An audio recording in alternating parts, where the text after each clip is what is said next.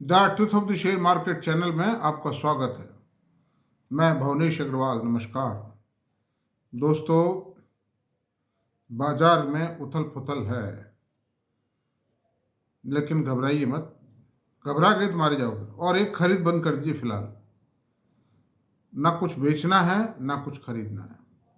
Seat silent and see the scene of the market सबसे बेहतर इलाज है। मार्केट को स्टेबलाइज होने दीजिए, फिर किस सेक्टर में कितनी मंदी आई है, किस शेयर में कितनी गिरावट आई है, ये देख करके फिर निर्णय लेंगे। कई बार, हालांकि मैं समझता हूँ कि ये मंदी कोई चलने वाली नहीं है। दिस मंदी इज कंप्लीटली आर्टिफिशियल मंदी, because the results of the corporate sector are far far better than second quarter results. ये खाली फियर की है। क्या है कि कुछ यूएस जो एफएफआईज है वो बाजारों में माल बेच रहे हैं, उस डर से। दूसरी बात है, कुछ ट्रम्प साहब आए। अब आप कोलंबिया के ऊपर उन्होंने कुछ इंपोर्ट बैन लगा दिया, 25% टैक्स लगा दिया। बदले की भावना से अगर किसी को, इतने बड़े देश का हेड अगर कोई निर्णय लेता है किसी छोटे मोटे देश के प्रति और छोटी मोटी बात पर बदला लेता है, वो गलत बात है। वो एक इतना सम्मानित देश है, इतना रुतबा है, उनको बातचीत से निपटा लेना चाहिए उन चीज़ों को। क्या उसमें कोलंबिया के वो जो कोई मतलब स्मगलर थे या क्या थे, उनको कुछ परेशान किया या क्या क्या झगड़ा, कुछ पूरी बात आई नहीं अभी। उस बात को लेके 25% कस्टम ड्यूटी लगा दी उन पर। क्या अमेरिका को नुकसान नहीं हुआ कि इससे? जो कोलंबिया कॉफ़ी एक्सपोर्ट करता था उनको, वो कॉफ़ी महंगी नहीं पड़ेगी क्या अब उनको? दूसरे देश भी बढ़ा देंगे जो एक्सपोर्ट करने वाले। ठीक है, कोलंबिया का तो एक्सपोर्ट कट ही गया, तो सप्लाई शॉर्ट पड़ेगी। कॉफ़ी वैसे ही महंगी है, अब कॉफ़ी पे और दूसरे भी दाम बढ़ाएंगे तो it will cause harm to the US. उनकी जो विम्जिकल डिसीजंस हैं, they will create a harm to the US and the public will bear it. इनकी पिछली बार भी जो हार हुई थी, इन सब कारणों से हुई थी। है? तो खैर, हम उस झगड़े में नहीं पड़ते हैं। जो भी होगा देखा जाएगा। Everything will be normalize after some time. लेकिन मैं एक ही बात कहूँगा कि आप लोग सब संभल के रहें, कोई जोश में ना आए, अनावश्यक दुस्साहस ना करें। ये पैसे का मामला है, इसलिए ठीक है जो भी है। अब आज सैटरडे को आईसीआई बैंक के रिजल्ट आए थे and the results are good. पूरे बैंकिंग पैक्ट में, प्राइवेट सेक्टर में, देखो सरकारी बैंकों के तो पता नहीं क्या क्या रिजल्ट आ रहे हैं, लेकिन कोई दम वाली बात नहीं मानता। मैंने भी पिछला वीडियो बनाया था, पीएसयू बैंकों पे बनाया था, और ये कहा था कि हेडिंग ये थी उस वीडियो की कि प्रॉफिट लगातार ग्रोथ ले रहा है इन कंपनियों का, इस सेक्टर का, लेकिन कंपनियां धराशायी हो रही हैं कि भाव धराशायी हो रहे हैं। ये हेडिंग भी थी, तो मैंने उसमें खिलाफत की है। मैंने उन बैंकों के लिए ये कहा है, ठीक है बैंक अच्छे हैं, भारत सरकार के उपक्रम है, बहुत सम्माननीय है हमारे लिए, लेकिन शेयर होल्डर को क्या मिलेगा? मैंने उसमें साफ कहा है, ये कंपनियां गिर रही हैं और गिरती रहेंगी। इन कंपनियों के अंदर प्रॉफिटेबिलिटी में एक कंसिस्टेंसी, ठोस ग्रोथ नहीं आ सकती। उसमें बहुत डिटेल कारण बताए मैंने, तो कोई ये ना समझे कि मैंने फेवर किया है। बैंक सम्माननीय है, बैंक का स्टाफ सम्माननीय है, लेकिन बैंकिंग जो पीएसयू बैंकों के बिजनेस की गवर्नमेंट पॉलिसी है और कई चीज़ें गवर्नमेंट की स्कीम्स को फॉलो करना पड़ता है, और सारे कारण मैंने दे दिए हैं। बाकी आई हैव नॉट सजेस्टेड और I have not suggested a strategy to take interest for buying in these shares. मेरा ये स्पष्ट होता है। Thank you. अब आईसीआई के जो रिजल्ट आए सैटरडे को, इन रिजल्ट्स की समीक्षा करते हैं। रिजल्ट कुल मिलाकर के बहुत शानदार है। देखिए, एचडीएफसी बैंक के रिजल्ट आए, कोटक महिंद्रा बैंक के रिजल्ट आए, उनमें और एक्सिस बैंक के भी रिजल्ट आए। उनमें सबसे अच्छे रिजल्ट आईसीआई बैंक के। जो ईमानदारी की बात हो कहनी पड़ेगी। हालांकि मेरा बायस एचडीएफसी बैंक की ओर रहा है हमेशा, लेकिन फिलहाल पिछले 4 साल से आईसीआई बैंक बहुत शानदार परफॉर्मेंस दे रहा है, और एचडीएफसी बैंक इस मर्जर की दलदल में फंस गया है। मर्जर से पहले एचडीएफसी बैंक बहुत बढ़िया परफॉर्मेंस दे रहा था, 18-20%, 22% की, but now they are in the दलदल ऑफ मर्जर। उससे निकलने में थोड़ा टाइम लगेगा। निकल रहे हैं, बहुत अच्छा मैनेजमेंट है, बहुत शानदार है, सब कुछ है, लेकिन थोड़ी सी प्रॉब्लम्स आई हैं, उनसे से ठीक है। अब और उनकी भी डिपॉजिट ग्रोथ बढ़ रही है, कासा रेशो बढ़ रहा है, जो धीरे धीरे करके सब कुछ होके नॉर्मल हो रहा है। लेकिन आईसीआई बैंक फिलहाल इसकी रिपोर्टिंग बहुत अच्छी है। और बैंक की प्रोडक्ट एंड सर्विसेज क्या क्या हैं देखिए।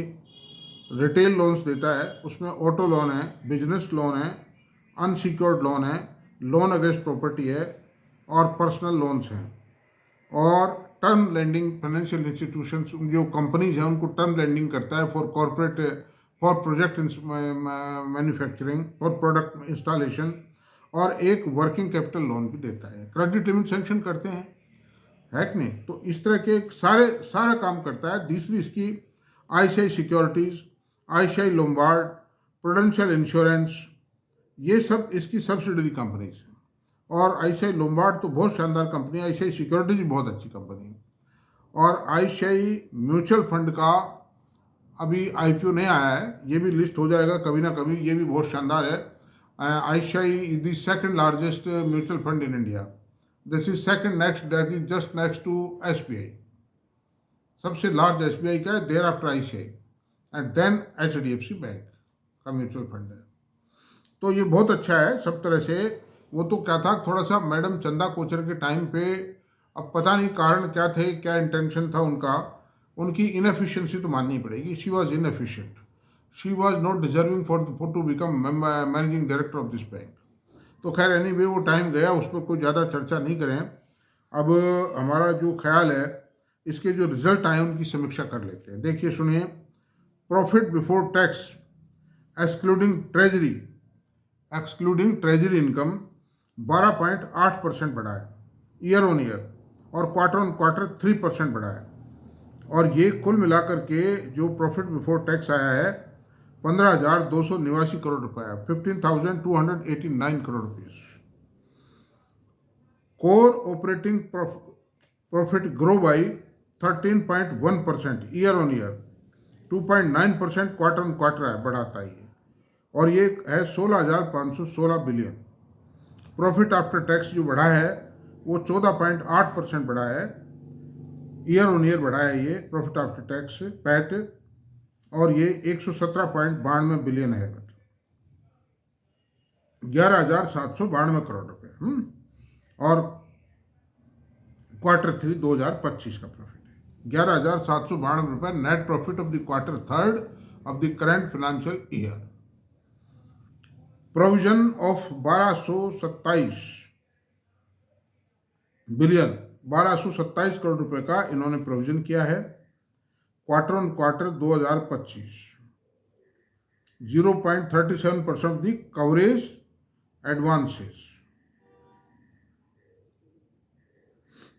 37%, 0.37% है ये जो एडवांसेज है उनकी coverage. Average deposits grew by, जो इनका औसत जो डिपॉजिट बढ़े हैं वो 13.7% बढ़े हैं, ईयर ऑन ईयर 13.7% है, क्वार्टर ऑन क्वार्टर 2.1% है। This is the excellent growth, excellent growth है। 13% की ग्रोथ कोई कमजोर ग्रोथ नहीं होती है इतने बड़े बेस पर। एवरेज सेविंग, कासा रेशो की बात करते हैं। कासा रेशो में सेविंग्स अकाउंट 12.3% बढ़ा है इनका डिपॉजिट बेस, और क्वार्टर ऑन क्वार्टर 1.3% बढ़ा है। करंट अकाउंट में जो डिपॉजिट बेस बढ़ा है वो 13.1% बढ़ा है ईयर ऑन ईयर, और क्वार्टर ऑन क्वार्टर 4.5% है। 4.5% ग्रोथ ज़्यादा है इसमें, क्वार्टर ऑन क्वार्टर अच्छी ग्रोथ है, बहुत साउंड ग्रोथ है। और एफडीआर डिपॉजिटेड, जो बातचीत चल रही थी बैंकों के डिपॉजिट सूखते जा रहे हैं due to share market, now that is reverse. वो बात आई हुई खत्म हुई, वो बात और बढ़ जाएगी, शेयर बाजार मंदी आएगी और बढ़ जाएगी। एफडीआर डिपॉजिट्स 14.1% बढ़ी है क्वार्टर ऑन क्वार्टर, और ईयर ऑन ईयर 1.5% बढ़ी है। डोमेस्टिक लोन ग्रोथ 15% बढ़े हैं ईयर ऑन ईयर, और क्वार्टर ऑन क्वार्टर 3.2% बढ़े हैं। रिटेल लोन्स 10.5% ग्रोथ आई है ईयर ऑन ईयर, और 1.4% आई है क्वार्टर ऑन क्वार्टर।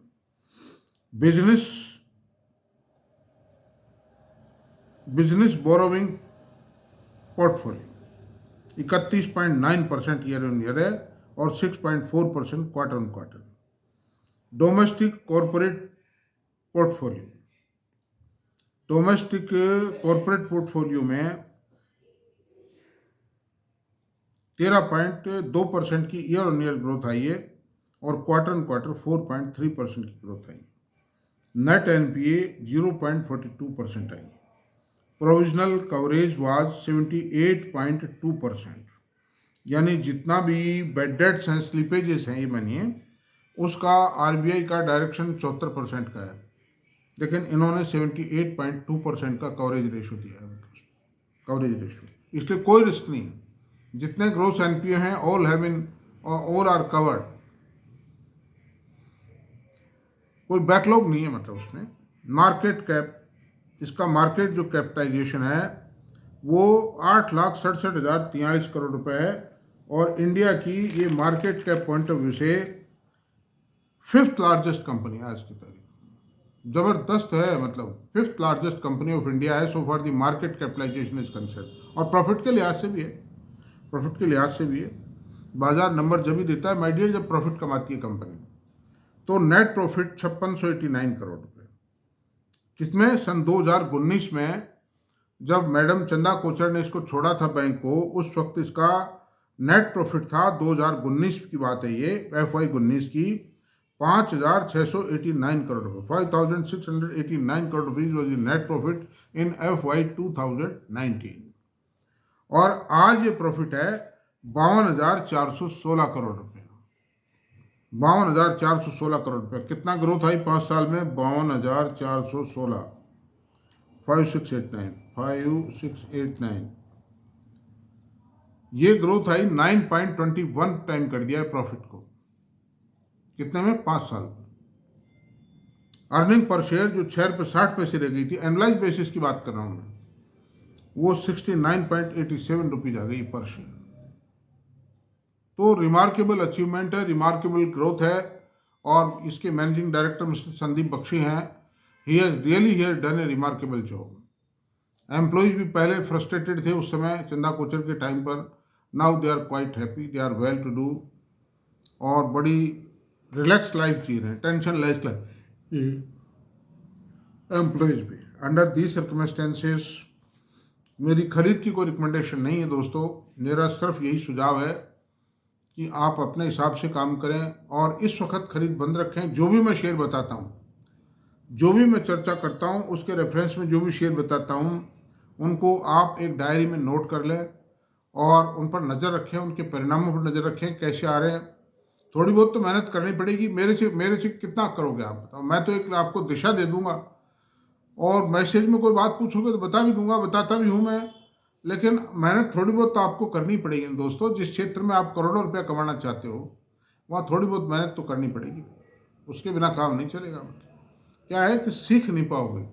आत्मनिर्भर होना चाहिए आदमी, जिस क्षेत्र में वो काम कर रहा है he must be self depend. ठीक है, हमको 24 घंटे तो साथ रह नहीं सकते, हर शेयर के अंदर आपको मार्गदर्शन दे नहीं सकते, और ये भी है कि जो हम मार्गदर्शन दे रहे हैं वो काफ़ी है, वैसे तो उसके हिसाब से आप चलो, उस पर भरोसा करो। कोई ना कोई ऐसा आदमी जरूर कांटेक्ट कर लीजिए जो आपको सलाह दे सके, या एक ग्रुप ऑफ फ्रेंड्स बना लीजिए जिसमें बैठ करके आप चर्चा कर सकते हैं। लेकिन पढ़ लिख करके चर्चा करें, जितना कुछ समझते हैं तो उसमें आपस में ज्ञान वृद्धि हो जाएगी।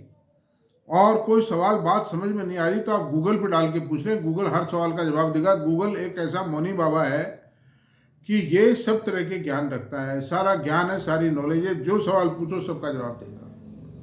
और अब तो चैट जीपीटी भी आ गया है, वो सुपर मौनी बाबा है। आप जो भी सवाल बड़े से बड़ा तांत्रिक चाहे ना दे पाए, लेकिन मौनी बाबा तो दे ही जाएगा जवाब। सुपर मौनी बाबा और भी बढ़िया जवाब देगा। तो दोस्तों थैंक यू वेरी मच। घबराए नहीं, सब कुछ ठीक हो जाएगा। समय का ध्यान रखिए, वक्त के हिसाब से चलिए, घबराइए मत। और कोई सिफारिश मेरे बताने से भी कोई शेयर खरीदा और वो भी टूट गया है तो मेहरबानी करके मेरी एक ही रिक्वेस्ट है आप लोगों से, मुझे तो खैर गालियाँ चाले दे लेना, लेकिन उस शेयर को होल्ड करना, घबराना मत। क्योंकि मैंने जो भी शेयर मतलब बताए हैं ना, एनालिसिस किया है, वो बहुत गूढ़ अध्ययन के बाद किए हैं वो, मतलब। और मेरा परम उद्देश्य यही था कि आप लोगों को घाटों से बचाना, गलत दिशा में जाने से बचाना, और जितना हो सके ये कच्चे कलवे जो पड़े हों, यानी जो अनसंट जो कच्चे पक्के शेयर हैं, घटिया शेयर हैं, मतलब जिनको मैं कहता रहा हूँ, उन शेयरों से मुक्ति पा करके प्रॉफिट बुक कर लीजिए। हालांकि सेल बेच की हमारी कोई रिकमेंडेशन नहीं है, हम तो आपका खाली हम शुक्रिया चाहते हैं, आप लोगों का उन्नयन, अपग्रेडेशन चाहते हैं फाइनेंशियली, और मेरा कोई ऑब्जेक्ट नहीं है। Thank you very much. अगर मेरा वीडियो पसंद आया तो प्लीज़ इसको लाइक करें, सब्सक्राइब करें, शेयर करें, कमेंट करें। Thank you very much.